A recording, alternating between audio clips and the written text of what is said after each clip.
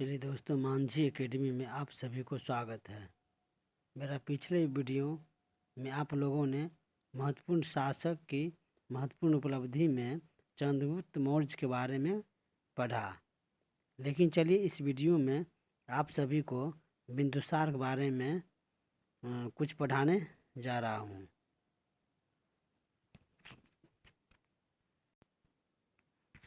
बिंदुसार 297 ईसा पूर्व से लेकर के 272 ईस्वी तक इसका शासन रहा। चलिए, बिंदुसार को अमित्र घाट के नाम से प्रसिद्ध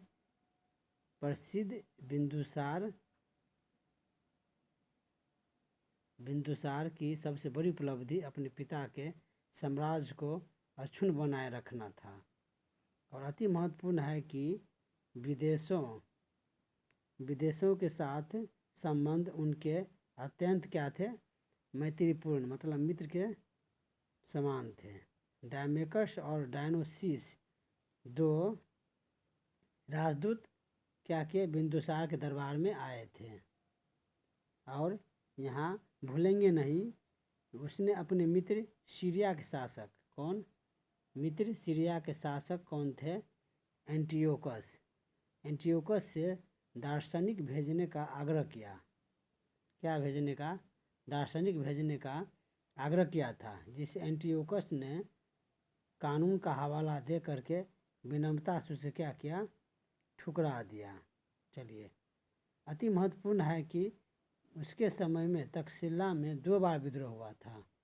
किसके समय में? तो बिंदुसार के समय में 2 बार क्या किया, विद्रोह हुआ था। उसने विद्रोह को दबाने के लिए किनको भेजे, अपने पुत्र सुशील और किसको, अशोक को। सुशील और अशोक को क्या किए, क्रमशः भेजे। चलिए, उसके बाद नोट में इम्पोर्टेंट है, जो नोट आपको इम्पोर्टेंट में आ जाइए। नोट में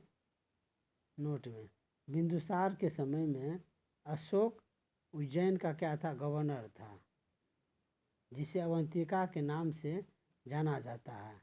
और वहाँ पर भी 12 वर्षों में एक बार क्या लगता है, सिंहस्थ मेला लगता है। चलिए दोस्तों, अब सबसे पहले मेरे चैनल को सब्सक्राइब कर दे और शेयर ज़रूर कर दे। आपका शेयर ही मेरा हौसले को बुलंद करता है। चलिए दोस्तों, अन्य बातें में देखते हैं।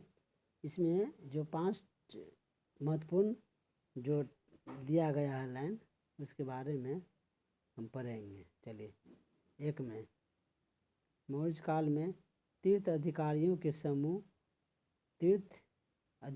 के समूह को कहते हैं। मौर्य काल में ये तीर्थ किसको कहते हैं, अधिकारियों के समूह को कहते थे।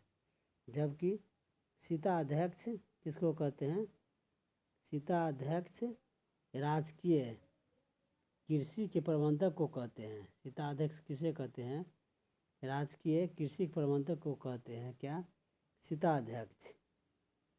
और उल्लेखनीय है कि सीता का अर्थ क्या होता है, मौर्य काल में राजकीय भूमि से होने वाले आय को कहते हैं।